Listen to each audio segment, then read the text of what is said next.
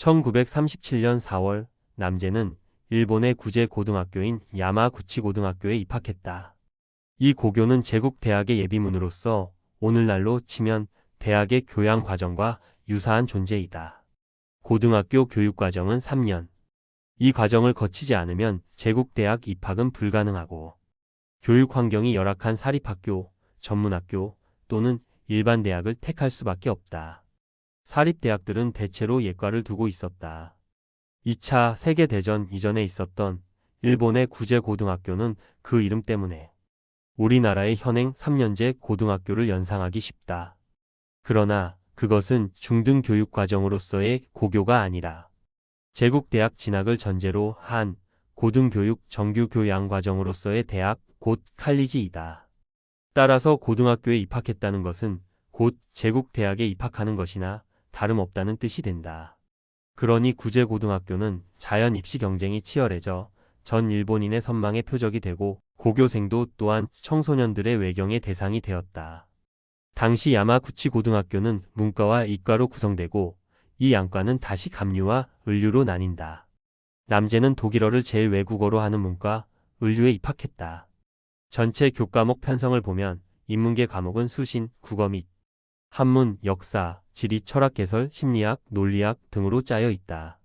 사회계 과목은 법제와 경제 또는 아주 드물게 정치, 자연계 과목은 수학, 자연과학, 물리, 화학, 식물 및 동물, 광물 및 지질 등으로 그리고 기술계 과목은 도면설계, 도학이 들어있고 공통 과목으로 체육이 있다. 눈에 띄는 것은 문과, 이과, 감류, 을류를 막론하고 외국어의 수업 비중이 전체 3분의 1 이상을 차지한다는 점이다. 외국어와 인문계 과목을 합치면 그 수업 비중은 문과 80%, 이과 50%를 점한다. 교과 과정으로 분석해 보아도 구제고교는 도구적 학문인 외국어와 인문계 교양 지식 습득에 역점을 두는 전공 전 단계의 대학 예비학교임을 알 수 있다. 따라서 고교에 입학하면 누구에게나 가장 큰 압력으로 다가오는 것이 독일어 시간이고 독일어 문법 익히기였다. 고교의 고교 다음은 독일어로부터 시작된다는 말까지 나올 정도로 독일어는 고교 생활과 고교생 문화와 직접 연결되어 있다. 구제고교 출신이 학창시절을 회고할 때 흔히 독일어 시간을 떠올리고 독일어를 제일 외국어로 하는 문과, 을류를 고교의 꽃으로 치는 것도 이 때문이다. 문과와 이과의 감류와 을류의 분류는 외국어를 기준으로 한 것이다. 이미 습득한 기수, 외국어를 제일 외국어로 삼는 학계를 감류, 아직 습득하지 않은 미수의 외국어를 제일 외국어로 삼는 학계를 을류로 나눈 것이다. 영어는 중등 단계에서 누구나 배우는 기수, 외국어이니 결국 감류는 영어를 제일로 하는 학계가 되고 을류는 독일어를 제일로 하는 학계가 된다. 당시 고교 생활은 기숙사, 즉 학료에서 시작된다. 학료는 고교의 특유물이며 학료 생활은 고교의 중심 생명이었다. 고교들은 대체로 전교생을 임료 수용하는 전료제를 지향하나 실제로는 1학년만이 전원 임료되고 나머지는 개인 사정에 따라 자율적 선택에 맡겨졌다. 도쿄에 있는 가장 명문으로 고교를 대표하는 일고의 자치료의 4대 강령은 요운의 전형적인 예로 볼 수 있다. 4대 강령은 다음과 같다. 자중의 염을 일으켜 염치의 마음을 기르고 친애의 정을 일으켜 공공의 마음을 기르며 사양의 마음을 일으켜 정숙의 습관을 기르고 섭생에 주의하여 청결의 습관을 기른다. 전료제로 출발한 일고의 자치 정신은 3고의 무의이화의 자유정신과 함께 구제교교의 일반 이념으로 정착되었다. 자유와 자치, 그것은 고교를 떠받치는 두 개의 이념적 지주였다. 야마구치 고교도 예외는 아니었다. 식민지 중등 교육의 억압과 멸시, 타율과 굴종에 익숙해 있는 청소년기의 남자에게 있어서 자유분방한 고교의 자율적 분위기는 실로 경이 그 자체였다.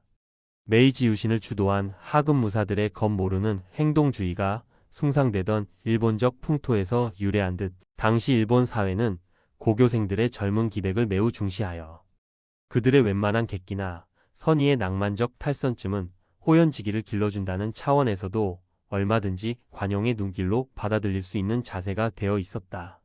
말하자면 고교가 있던 지역사회와 학교 당국이 큰 사람 만들기 교육을 공동의 과업으로 인식하고 대처해 나간 것이 아닌가 생각되어질 정도다. 그러나 고교생들의 기백에 넘치는 때로는 거칠기 짝이 없는 자유로운 행동과 낭만적 욕구 분출도 그들이 자신의 고유 사명인 학업에 무섭게 정진함을 전제로 하여 관용되는 것이었다. 일본의 구제 고교가 얼마나 고된 스파르타식 교육을 강행했는가는 남제의 다음과 같은 회고에서도 살필 수 있다. 당시 수업 시간이 주당 33시간인데 월요일에서 금요일까지 닷새는 6시간씩 30시간, 토요일은 3시간에서 33시간 중에 외국어 시간이 무려 15시간이나 됐어요. 절반을 외국어를 가르친 셈인데 전쟁을 하는 시대에도 외국어를 극성으로 가르쳐 이상하다는 생각이 들 정도였어요. 그때 영국을 따라가고 영국을 넘어서자 독일을 따라가고 독일을 넘어서자는 슬로건 아래 인재양성을 하며 외국 문물을 무섭게 배우는 모습이었어요. 남제의 재학 중 외국어 담당 교수는 외국인 포함 11명, 그중 영어가 5인, 독일어가 6인이었다. 일본인 교수들은 모두가 외국에서 수학한 실력 있는 교수들이었고 외국인 교수들도 모두 평판이 좋았다. 이들 11인 교수가 갑류는 영어 중심, 은류는 독일어 중심, 주당 15시간, 매일 2~3시간씩 학년별로 3인이 붙어 가르쳤다니 그 철저했던 외국어 교육의 수준을 짐작할 수 있다.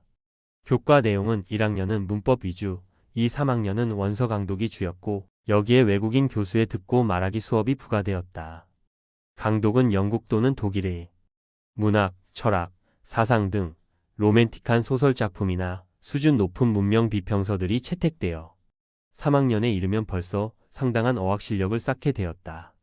야마구치 고교의 이와 같은 주당 외국어 수업 15시간은 당시 고등학교령이 정하는 것보다 오히려 2~3시간 많은 것이었다. 특이할 만한 사실은 학생 360여 명의 교련, 체육 관련 담당이 무려 8인이나 있었다는 것이다.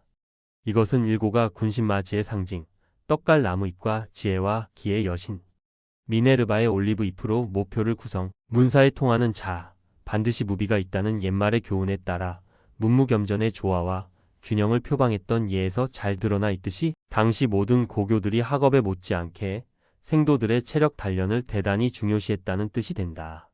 투구형의 매산자를 배경으로 3장의 떡갈 나무 잎을 솔밭형으로 세우고 그 속에 고자를 넣어 구성된 야마구치 고교의 모표도 견실불굴의 체력과 함께 정신력을 표상하고 있었다.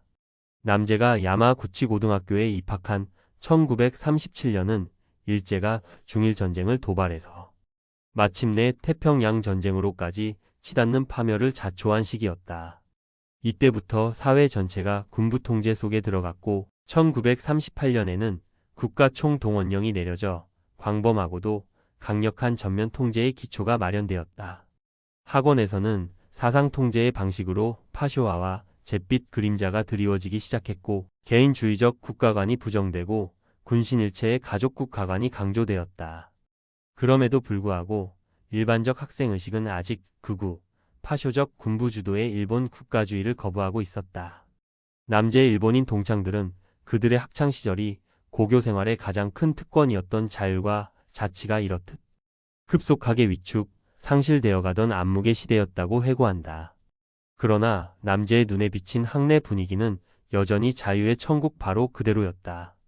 반인륜적, 반문명적 탄압에 신음하며 원초적 생존권마저 유린당하는 식민지. 조선의 노예적 삶과는 너무나 기가 막힌 대조를 이루고 있었기 때문이다. 조선의 민중들이 일제의 무력 침략 앞에서 생존에 몸부림치고 있을 때 바다 건너 일본의 청소년들은 인생 철학 문제로 자살 소동을 벌이고 있었다. 남제의 눈에 비친 일본은 야누스적인 두 얼굴을 하고 있었다.